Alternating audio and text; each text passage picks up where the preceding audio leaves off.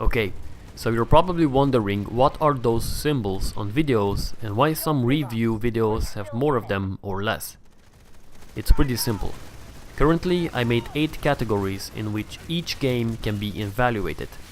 I don't know about you guys, but ranking a game from 1 to 10 is kinda misleading, and I don't really rely on that kind of system. It's been like that since start of gaming, and it's still being used in practice today.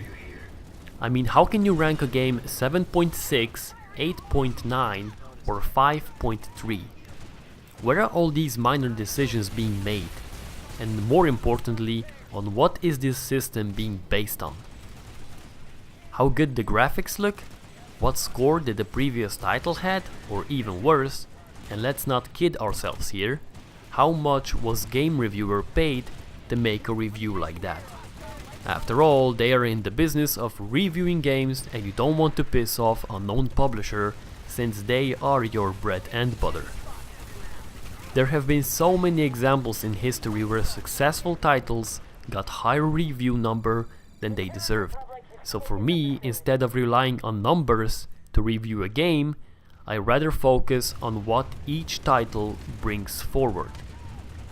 So you have categories like gameplay, style and design, story, characters, soundtracks, exploring, how unique is the title you're reviewing, and the most important one, is this game worth of your money? Because that is where it all ends for most of people. And before you apply these categories, you need to take into consideration of what kind of genre we're talking about. For example, if the game is about putting pieces of puzzle together, you can't say, oh, this totally lacks story and exploring. It doesn't work that way. And it's the same in other direction.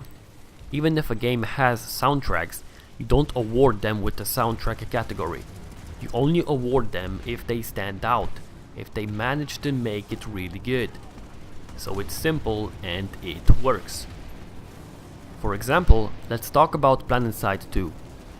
First of all, this title is a team-based MMO FPS, so you need to keep that in mind as you go along. Playing as Rambo in this game will not get you far, and you can't afford to criticize this game of being bad and poorly designed because your Sunderer got blown up after being chased by a mosquito. First, gameplay. It's good.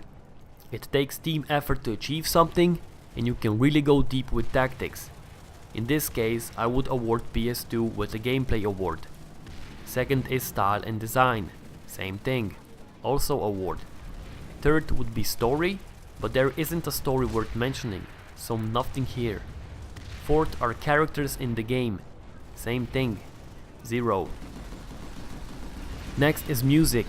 Yes, NC has some kick-ass music, but nothing too impressive from this game overall. About exploring, I can say definitely awarded. There's a lot to see in this game.